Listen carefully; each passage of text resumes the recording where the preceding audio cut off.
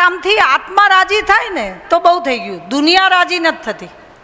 દુનિયા ક્યારેય કોઈનાથી રાજી થઈ જ નથી અને એ પ્રયત્ન કરવોય નહીં. આપણને એમ લાગતું હોય કે આપણાથી બધા રાજી છે તો એ આપણો ભ્રમ છે, અથવા તો આપણે જીવનમાં કંઈક કર્યું જ નહીં હોય. તમે બજારમાં બહાર કામ કરવા નીકળો ને તમારો વિરોધ ના કરે તો ધૂળ પડી છે એ કામમાં. કરે જ. જેના પેટમાં બળતું હોય ને એ કરે. પછી એ મોટી હોસ્પિટલવાળા હોય તોય કરે અને મોટા હોદ્દાવાળા હોય તોય કરે. એમને વિરોધ કરવાનું કામ છે, આપણું કામ કરવાનું કામ. આત્મા રાજી થાય એવું કરવાનું. અનેક પ્રણાલી સમાપ્ત થઈ ગઈ. જેમ કે કોમ્યુનિઝમ છે, હવે વિશ્વમાં ક્યાંય નથી. હિન્દુઇઝમ એ એક જ પ્રણાલી ચિરંજીવ છે, એના ઉપર અનેક હુમલા થયા તો પણ શક હુણ બધાએ મુગલથી માંડીને બ્રિટિશરોથી માંડીને કોઈએ આપણને ખતમ કરવાનું બાકી નથી રાખ્યું અને તોય આપણે જીવ્યા છીએ. એનું કારણ આપણી પાસે અદ્ભુત જ્ઞાન છે, જેનું દર્શન સવારે રાજપાલ સાહેબે વાત કરી. એ તો 3 કલાક બોલે એવા વિદ્વાન માણસ હતા, એમણે ટૂંકમાં બતાવ્યું. પણ હિન્દુ શાસ્ત્રનું દર્શન બહુ મૂળમાં ના જઈએ તો આપણા 4 યુગ છે: સતયુગ, ત્રેતા, દ્વાપર અને કળિયુગ.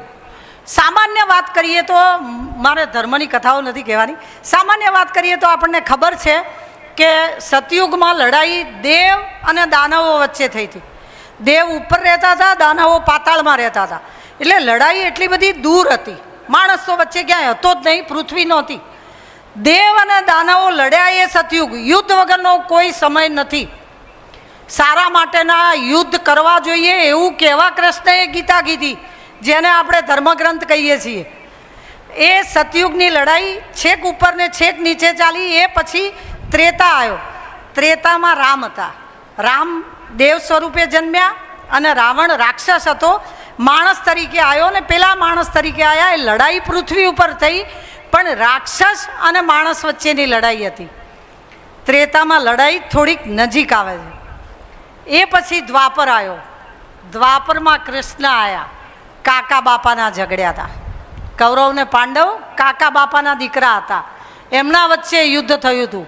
ઝઘડો જમીનનો નહોતો, ઝઘડો ન્યાયનો હતો. હવે કળિયુગ ચાલે છે. હવે કાકા બાપાના યુદ્ધ પૂરા થયા. હવે યુદ્ધ ક્યાં આવ્યું? હવે યુદ્ધ અહીંયા આવ્યું. અહીંયા એક રાક્ષસ દેવ પણ બેઠો છે ને એક દાનવ પણ બેઠો છે. લોકશાહી છે. ત્રીજો એક મત આપણા હાથમાં છે. આપણે જેને ખવડાવીએ એ બળુકો. જો અંદર છે એ રાક્ષસને ખવડાવો તો તમે દાનવ, અને અંદર છે એ દેવને ખવડાવો તો તમે દેવ. હવે લડાઈ બહાર નથી, અંદર જ રોજ માયલાને કહેવું પડશે કે ભલો થા. બીજા કયા ધર્મને આ ખબર છે? બધું જ કાચ જેવું ચોખ્ખું લખેલું છે. આ શીરા જેવો ધર્મ હતો, એને હલાવનારાએ કાજુ બદામ નાખી અને અંદર કડાકા બોલાયા છે. કોઈ ધર્મ સંસ્થા, અમારો અત્યારે વિડીયો બતાવ્યો, કોઈ ધર્મ સંસ્થા વેપાર વગરની નથી. ભગવા પહેરીને વેપાર કરવો એના કરતાં જબ્બો લેગો પહેરીને ધર્મ કરવો એ 1000 ગણું સારું કામ છે. એ 1000 ગણું સારું કામ છે. અને અહીંયા જે ધર્મ થતો મેં જોયો છે, મને અદ્ભુત લાગ્યું. રાધા કૃષ્ણ જે મા બાપ બોલાયા છે, એ તો કલ્પના માત્ર કોઈનાથી ના આવે કે આ કોણે વિચાર્યું હશે. અને તમે કલ્પના તો કરો કે દીકરો જાત્રા કરાવવા લઈ ગયો છે અને સવજીભાઈ દીકરા થાય, એને શું ઘટે? પછી આશીર્વાદ કેવી રીતે ઘટે? આપણે ખાલી આપણામાંથી એ શીખી લેવાનું છે કે રામને લક્ષ્મણ ભાઈ હતો તો એ હનુમાન ચાલીસા સાંભળો તો ખબર પડે છે. તું મમ ભરત સમ ભાઈ. હનુમાનને ભરત સમ ભાઈ કીધો. લક્ષ્મણ 14 વર્ષ અંગાથે વનની પથારીમાં પડ્યા રહ્યા, અને કેમ ભરત સમ ભાઈ? કારણ કે લક્ષ્મણને ભાઈ કેવો હોય ને તો લક્ષ્મણ મારાથી જુદો છે એ વિચારવું પડે. એ પણ નહોતા વિચારી શકતા. એક જિસ્મ દો જાન હે હમ, એવું હતું. એટલે 2 જિસ્મ ને 1 જાન જેવું એમને લાગ્યું છે. ત્યારે એમણે કીધું કે તું ભરત સમભાઈ. રાવણ વિદ્વાન હતો એવું બધા કહે છે. હું કહું છું કે વિદ્વાન એ રાવણ હોય, અને અત્યારે ઘણા વિદ્વાન રાવણ છે. આપણે પારખવાના બાકી છે. એના કામ જોઈને હેત કરવું, એની વિદ્વતા જોઈને હેત ના કરવું. જો એ કોઈના કામનો ના હોય ને તો તું મારા કામનો નથી. અને તું જગતમાં કોકનું પણ કામ કરે છે તો તું મને વાલો લાગે છે. આ એક જ નિયમ હોય. એમણે શેઠની દરિયાપારની ચાંચિયાઓની વાર્તા બહુ ગમે છે એટલે કહેવરાઈ, પણ મને અહીંયા લાવવાવાળી એ વાત છે એટલે મને એમ થાય કે હું મારા અવાજમાં ફરી એક વખત એમને પીરસું તો મને સંતોષ થાય. મને ખબર છે કે તમે સાંભળી છે.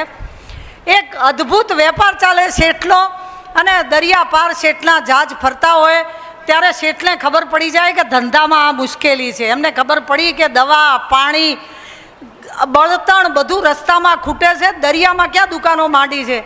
લાવ હું એક જહાજ સહારાનું ફેરવું, જેને જે ખૂટે એ આપું. શુભ ઇરાદાથી ચાલુ કરેલું વાણ પણ લૂંટાય. એ વાણ ચાંચિયાઓએ લૂંટ્યું.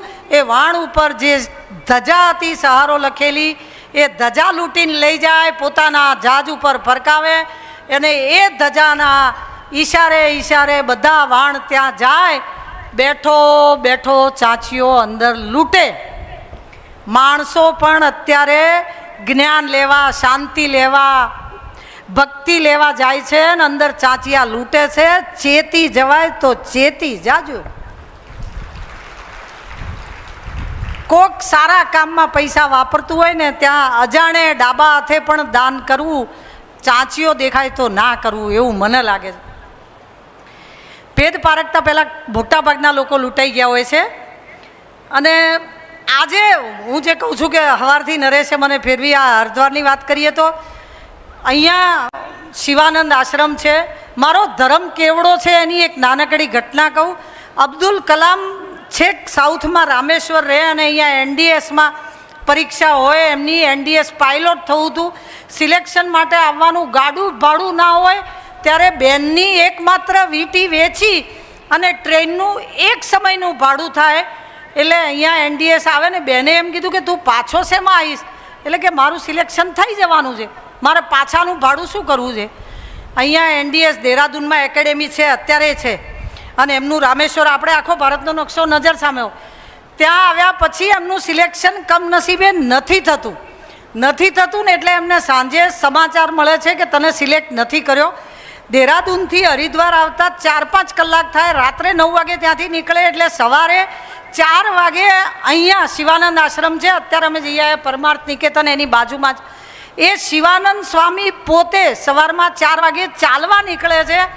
અને ચાલવા નીકળે છે ત્યારે ગંગાના ખડક ઉપર એક છોકરો 18 વર્ષનો બેઠો હોય ને, અને નિરાશ બેઠો હોય.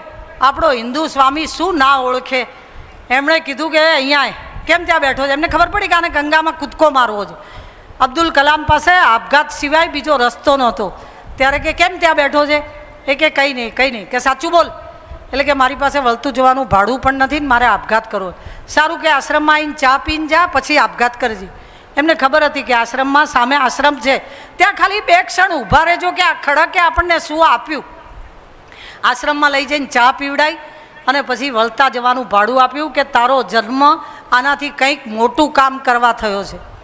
અને એ અબ્દુલ કલામ આપણા રાષ્ટ્રપતિ તો થયા, પણ rocket man of the science, rocket man of the India કહેવા હોય તો અબ્દુલ કલામને કહેવાય. ત્યારે એણે કીધું હતું કે હું મુસ્લિમ છું. એમણે કીધું મારે ફરક નથી પડતો, તું માણસ છે ને. આ શીખવાની જરૂર છે આપણે. સમુદ્ર મંથન આપણા શાસ્ત્રોમાં લખેલું છે, આપણા તો વેદમાંય લખેલું છે, વનસ્પતે નમઃ. આપણે તો જળને દેવતા કીધેલો છે, પૃથ્વીને દેવતા કીધેલી છે. આ નવા દેવતા તો હવે અવતર્યા છે. પર્યાવરણ માટે, તળાવો માટે, નદીઓ માટે કામ કરવું પડે છે ને, એનો આનંદ છે, પણ એની શરમ પણ છે કે કેમ કોઈ એક માણસને કામ કરવું પડે. જગત ક્યાં સૂઈ ગઈ?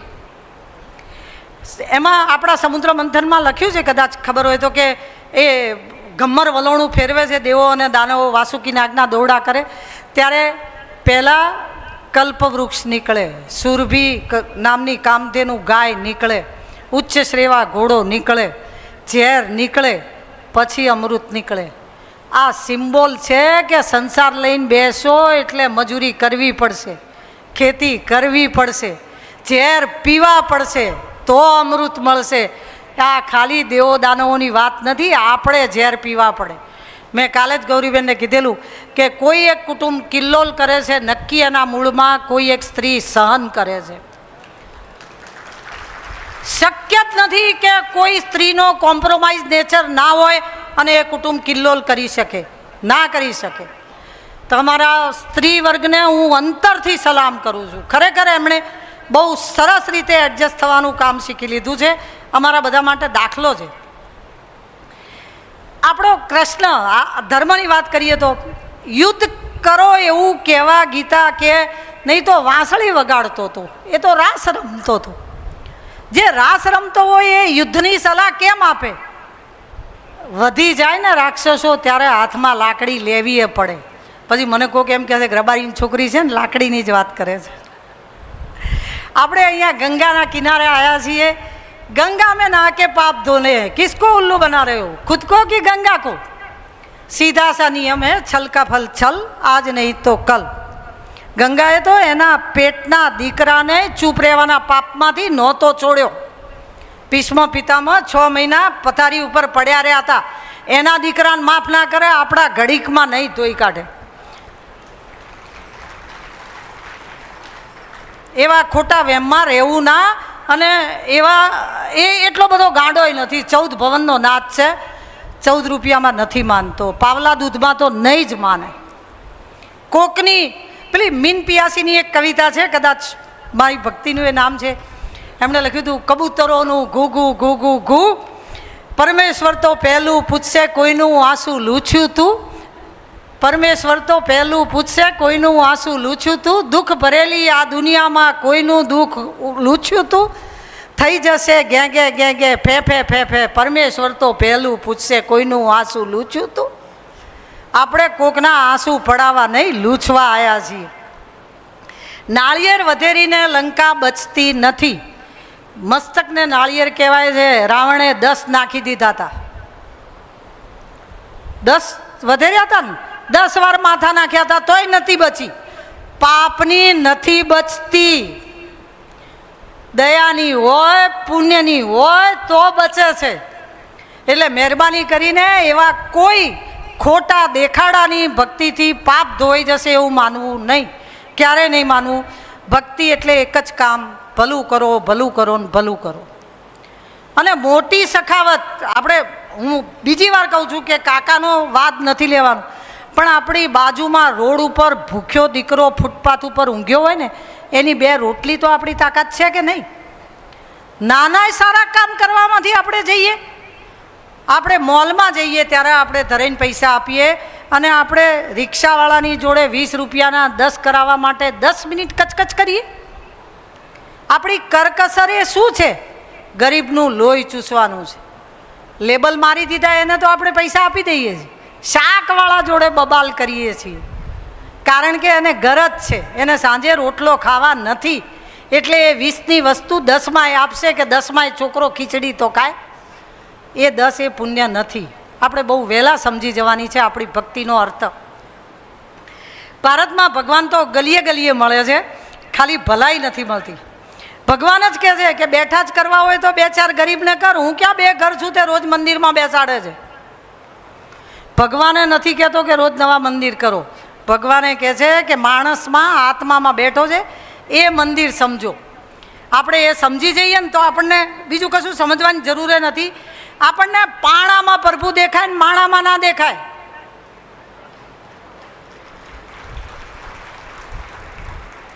દેખાય છે ને પાણામાં, મને પાણામાં દેખાય છે એનો વિરોધ નથી, માણામાં નથી દેખાતો એ નથી ગમતું.